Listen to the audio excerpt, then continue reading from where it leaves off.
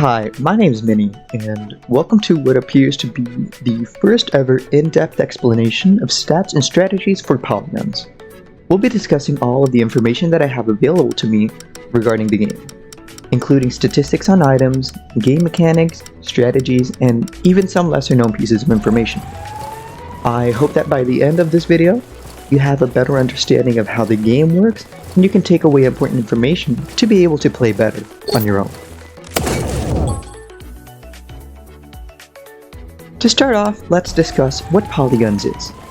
Polyguns is a first-person shooter and a third-person shooter as well, with a fast arcade-like pace, where your objective is to kill or to be killed by other players. There are a variety of different weapons, armor sets, game modes, and maps available, which give you a lot of content to enjoy. Your main objective is to shoot other players, or if you're using a melee weapon to slice them, before they have the chance to kill you. Depending on the specific game mode, your primary objective may change slightly, however, the main theme will be present throughout all of them. You have a large variety of items to choose from to be able to achieve the objective, and we will be going into everything in detail throughout the video, including weapons, armor, equipment, etc.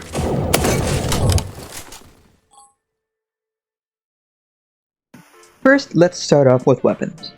Your main method of dealing damage is through the use of your weapon arsenal.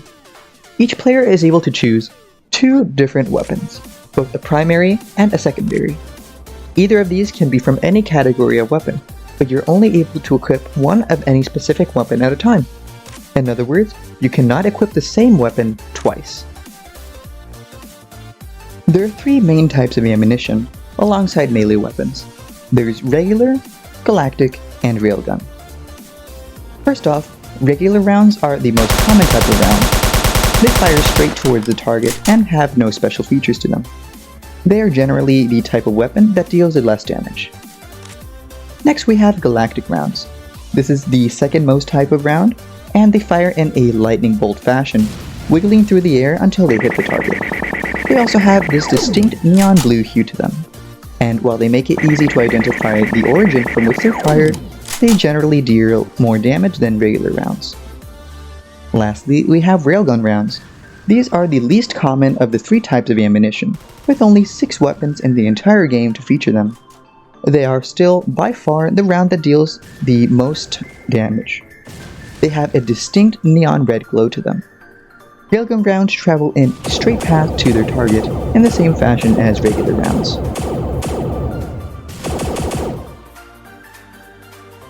There are 6 different stats that a weapon can have, but they will not necessarily have all of them. Damage. This details how much damage each round does. This does not mean how much damage is held in a single magazine. This is per every shot fired. Spread. The spread details how much and how far rounds wander from the center of the crosshair. Magazine. The magazine tells you how many rounds are in a single reload, and you are able to reload an infinite amount of times. Fire rate. This details how fast the weapon fires. The higher the fire rate, the faster the weapon will fire. Range. This tells you how far a weapon is able to deal damage. This is measured in studs, and any target outside of this range will not be able to be reached by the weapon. Zoom. This tells you how much the camera will zoom in while holding the right mouse button, or while pressing Q. Next up, we have armor sets. Armor changes and modifies different stats for the user, both in positive and occasionally in negative ways, to balance different stats. There are 7 different stats that the armor can modify, but not all armor pieces uses all of them. Armor sets are also able to increase or decrease certain stats. The following are the stats that armor sets can modify. Health modifies the amount of health that the user has. Walk speed modifies the speed at which the user walks and runs. However, this does not affect the crouch speed. Jump boost. This increases the height at which the user can jump, but it does not slow down falling. Damage modifies the amount of damage that all weapons deal, regardless of the type. Magazine modifies the amount of rounds per magazine. Reload speed decreases the time necessary to reload a weapon. The higher the reload speed, the less time it will take to reload. Accuracy reduces the amount of spread that a weapon has. Therefore, it is completely useless for all snipers. Armor sets come in 3 pieces, which are the head piece, the body piece, and the leg piece. Regardless of this, all pieces of armor set will have the same stats. It's also important to note that when you buy one piece of an armor set, it will unlock the rest of it, so there's no need to worry about buying all 3 pieces separately. Just as an example, we will start with the astronaut set to demonstrate. As you can notice, the astronaut helmet, body armor, and leg armor all sport the same stats of 0.2 jump power and 20 health. Next, we will be discussing equipment.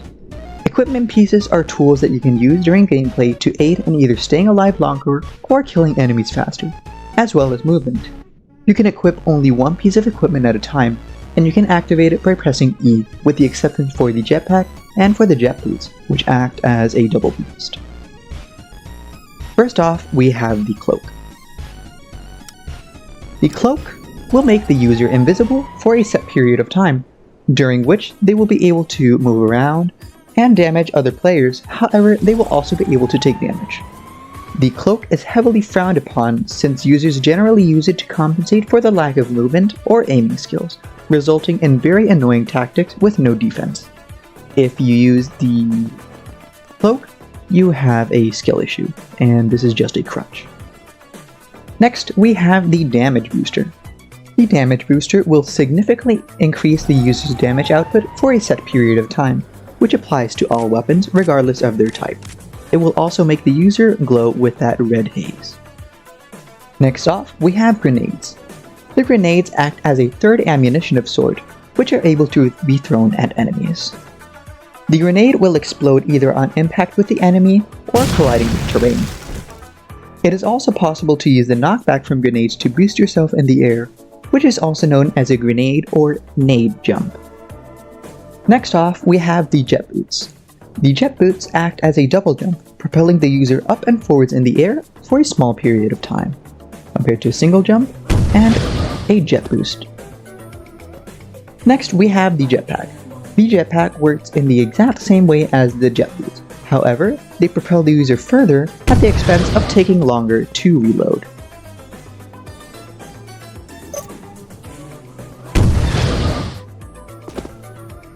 Next off, we have the light dash. The light dash will instantly teleport the user a set distance directly in front of them. After the user is teleported, they will be able to move directly afterwards. The next piece of equipment we will be reviewing will be the shield.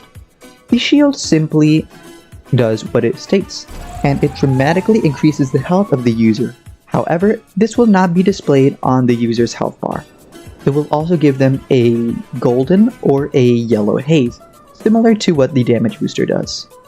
Lastly, we will be talking about the turret. The turret is a piece of equipment which can be placed on the ground, and it will target enemies automatically for the user, shooting enemies within a set distance. Turrets are also somewhat frowned upon as they make it exceedingly easy for users to simply camp on one location, as well as being able to be placed in specific locations without being able to be destroyed. Once again, players who use turrets generally have a significant skill issue, so this is advised against using. The next segment we are going to be talking about is movement. Now, the main method of moving through the map is to either walking or sprinting. Now, running is generally preferred as it gives a lot more speed to the player compared to simply walking. However, there are some edge cases where walking is preferred. Now, it is not necessary to swim. There is no swimming mechanic in the game. However, there are some maps that feature water. Now, something that is also important to keep in mind is that it is possible to slide across the ground. Now, when a player is simply walking or standing still and they press the crouch button, which is C, they will simply crouch down, lowering their height, making them walk slower. However, if a player is running or sprinting and they press the crouch button, they will slide across the ground as such. While sliding, they have a very slight speed boost, which in turn makes sliding ever slightly better than running. As an added bonus, since it lowers the hitbox, it makes the user a lot harder to hit. This makes sliding the preferred method of transportation throughout the map, and it is much better than simply running or just walking. Walking being one of the slowest, crouching being the slowest method of transportation of them all. Now, in addition to running and to sliding, there is something else which can increase your speed, and that is the katana. The katana, when equipped into the main hand, will increase the user's speed by a lot. This, in combination with sliding, will significantly increase the user's running speed. Compared here between the katana and the overlord equipped, if I am simply running with the overlord, I still have a decent amount of speed.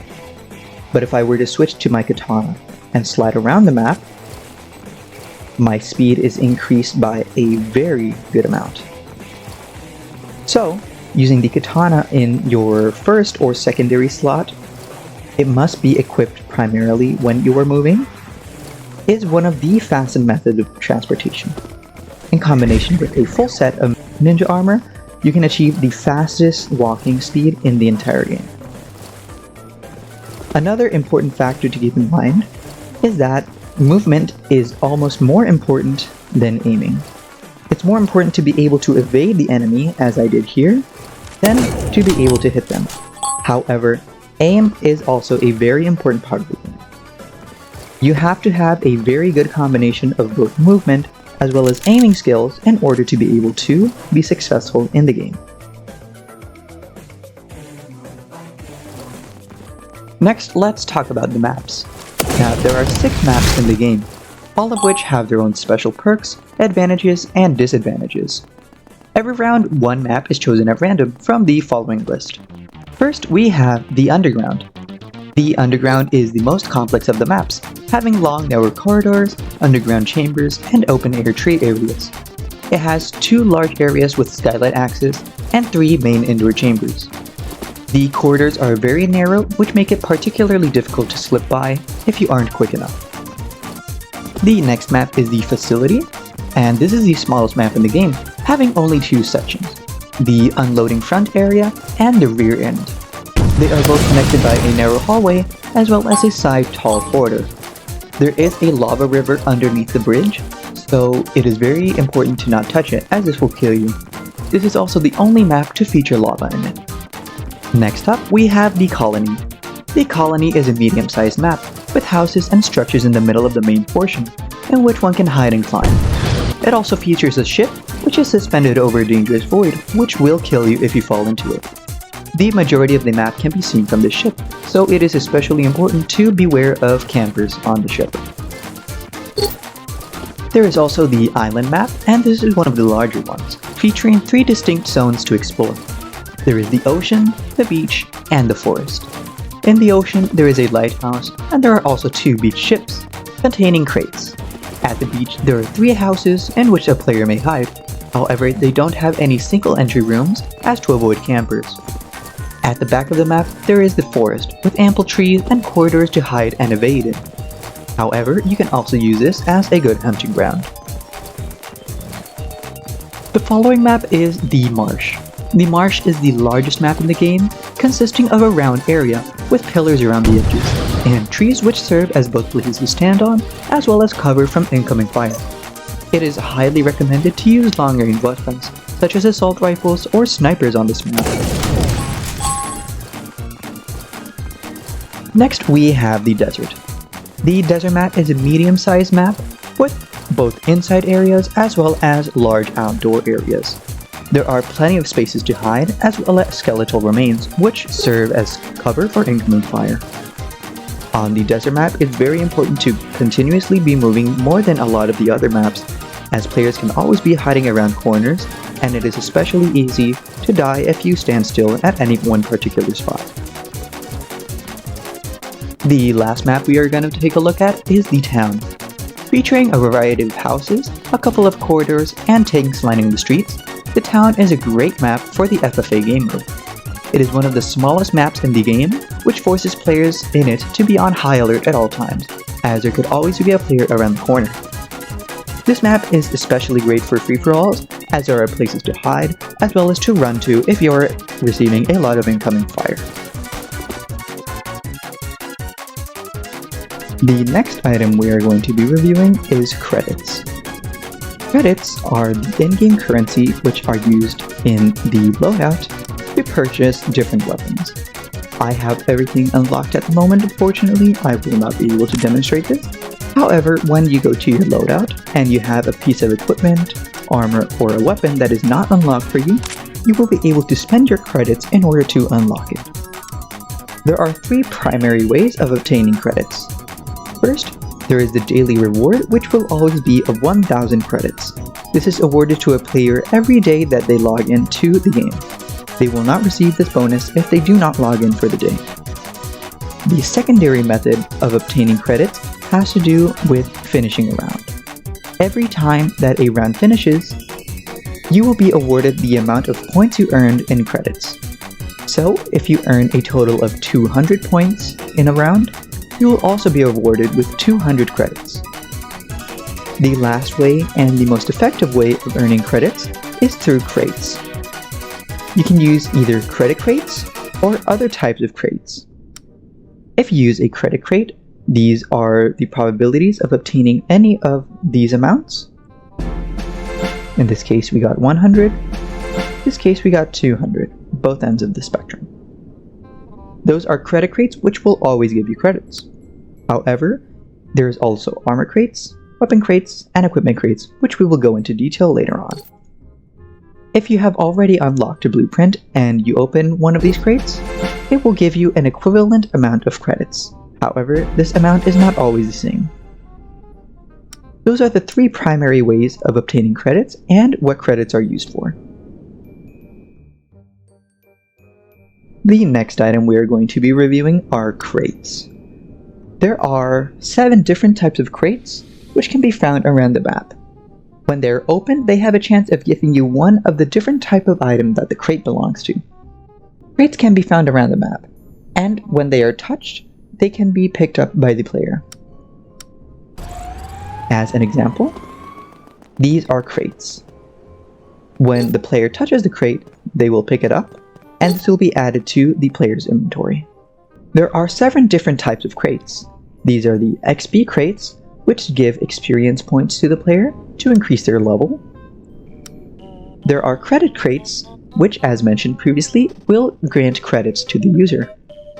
There are armor crates, which will allow you to gain the blueprint for different armor sets, which will dramatically lower the cost for them. However, it is not necessary to unlock the blueprint to be able to purchase the armor set. The same applies for weapon crates. It will unlock different weapons for the user. There's also equipment crates, which, as the name suggests, will unlock the blueprint for different types of equipment. These 5 types are the most common, however equipment crates are slightly rarer than the rest. Aside from these 5 main categories, there are also epic crates and legendary crates. Epic crates are rare to find throughout maps, however, they are not the rarest to find, and you can usually find around 1 to 2 per round. Epic crates unlock both armor as well as weapons. However, the sets contained in epic crates are not found in their respective armor or weapon crates, as they belong specifically to the epic crate. The same applies for legendary crates, which are much rarer to find than the epics, and they only have these items available.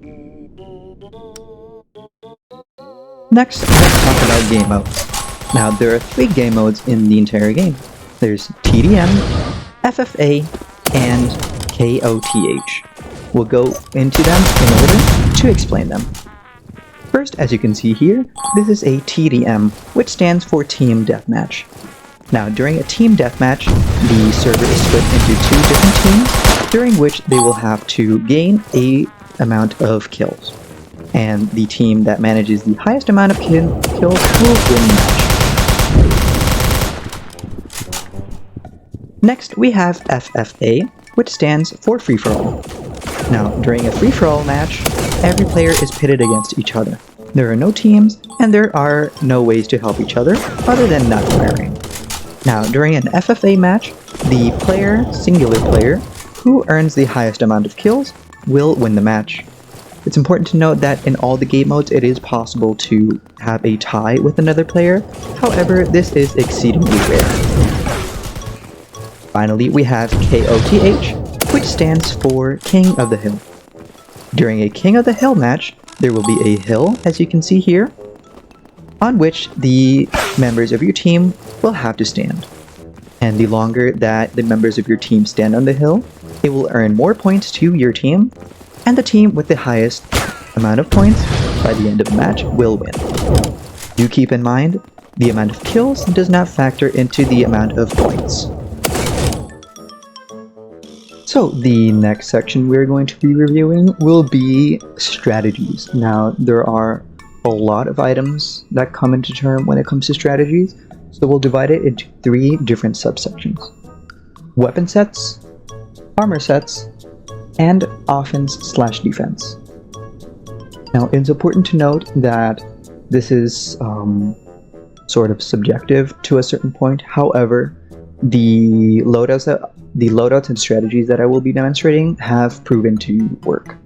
So the first thing that we will have to take a look at is weapons.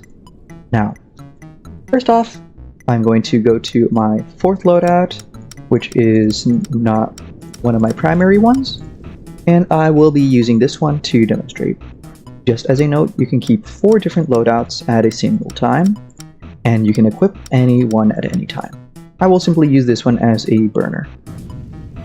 Now we will be moving from lowest tier to highest tier in terms of damage output and skill necessary to use it. First off, we'll start with the Raptor ASC, which is an assault rifle. As you can see, this is one of the starter weapons. It has decent stats. And for our secondary weapon, we will be using the Interceptor, which is a sniper, which we already have equipped. Now, this combination gives you an automatic weapon as your primary, and a sniper as your secondary.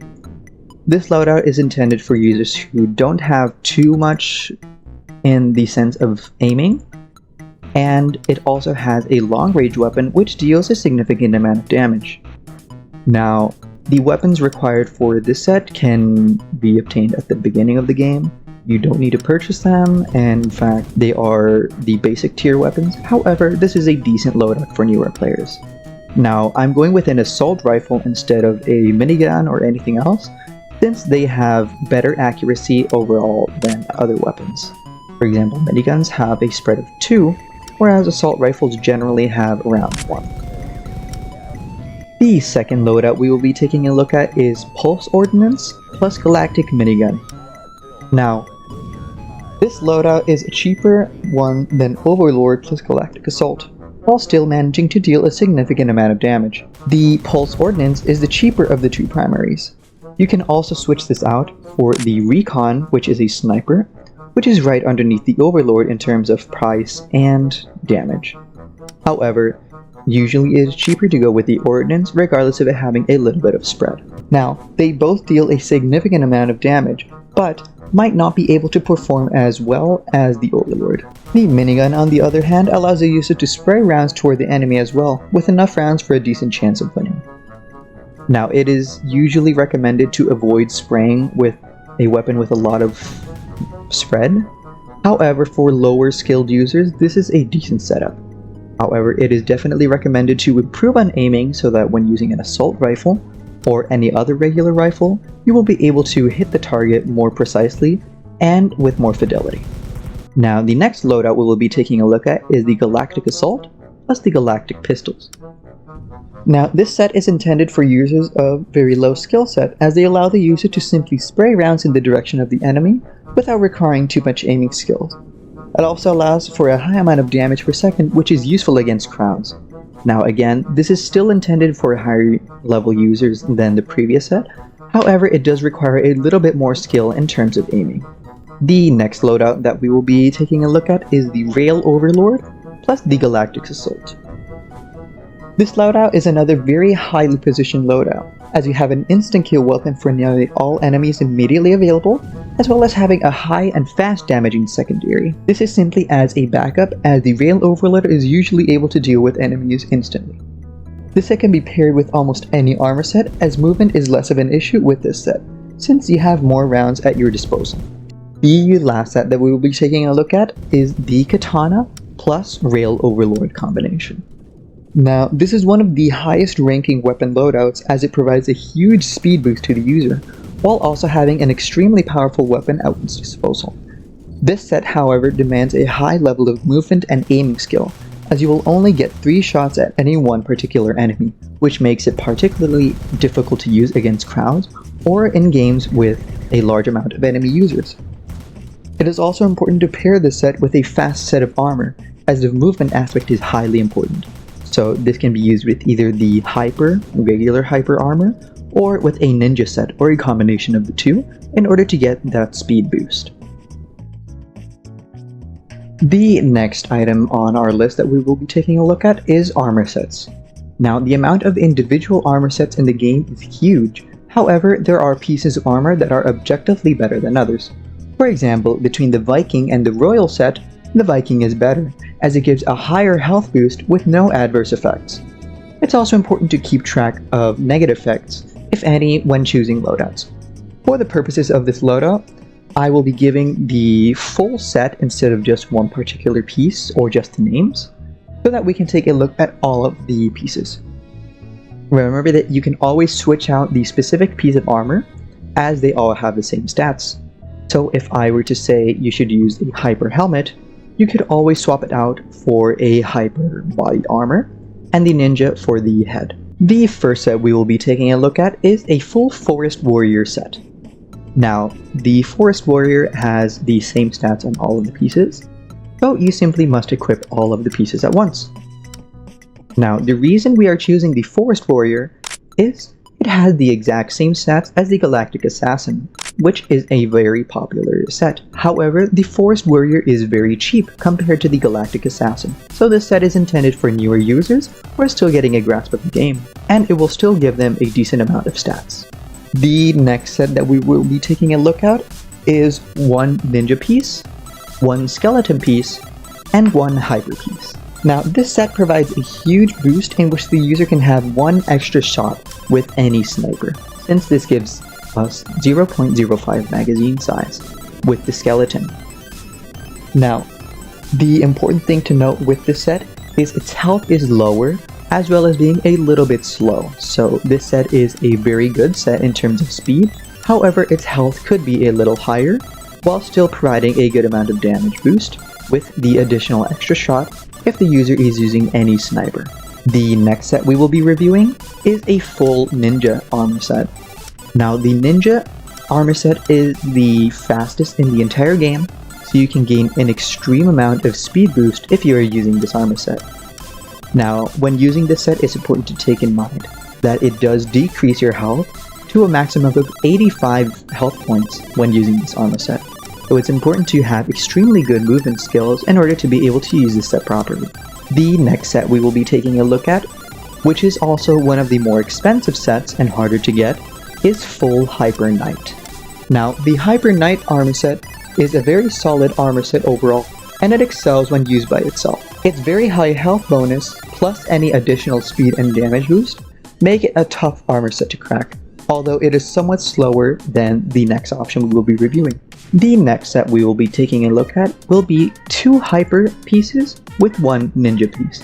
Remember that armor sets are interchangeable, so you could always change to have 1 hyper body and to have the ninja head. This is completely up to the user.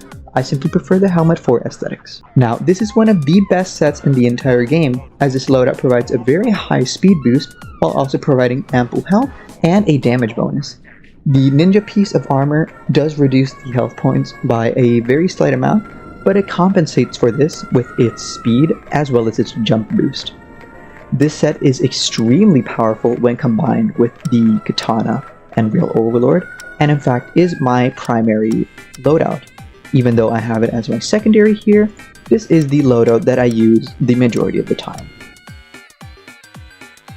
The next section we will be talking about is offense and defense strategies. Now, the most important things to keep in mind is that there must be a balance between offense and defense. The first strategy we will be taking a look at is called first dodge, then shoot, in which when you locate a target, you must first let them take the shot while dodging them, and then dealing the damage with a very high burst weapon yourself. This ensures that they will first be surprised and already be on alert, and they will be out of ammunition, to which you can simply just shoot them without having to worry too much about dodging. The next method we are going to be taking a look at is called rush. In this method, the objective is simply to run towards the enemy with either a very high damage weapon or a very high fire rate weapon in order to be able to defeat them. Now here, for example, we simply rush in and finish them off. The next method we are going to be taking a look at is called angle hunting. Now, not to be confused with camping, in which a user simply stays in the same spot, for example right here, and just shoots anyone who comes by. Angle hunting, on the other hand, is simply hiding around a corner, waiting for a player to come by.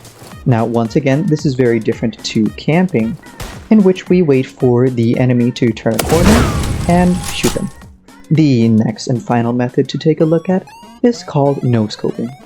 Now, it's important to be able to no-scope instead of using the scope on a sniper, as this does reduce your field of vision by a very fair amount, and it also obscures your peripheral vision, which makes it a lot easier for other enemies to sneak up on you. We have an enemy over here, and we have no-scoped them. Lastly, we will be talking about some curious items and glitches which exist within Polyguns. Some of these facts are not really well known, so I hope that you enjoy these, even though they are not generally the most useful things to know. It is entirely possible to glitch yourself to get outside of the map. For example, if you take note of the layout of the map here, you can see that there really isn't anything to connect here. Therefore, there must be an empty void in here. By equipping the katana and sliding toward the wall, one can use light dash in order to completely phase through the wall in this circumstance. As you can see, we are now completely outside of the map. Another glitch, which is not commonly known, is disabling crates. Now, if you take a look here, there is a hole which would lead into the void where there is nothing for me to land on. If a player lands into the void and dies to it, on the majority of the maps, this will completely disable crates. As you can see, I am no longer able to pick up any crates. This will last until the next round, and the reason for this glitch is unknown. However, if any player does this glitch, no players in the entire server will be able to pick up any crates. Both players that are already on the server, as well as anyone who joins or rejoins the game for that matter. Once again, this will disappear by the end of the round, and you will be able to pick up crates of all types.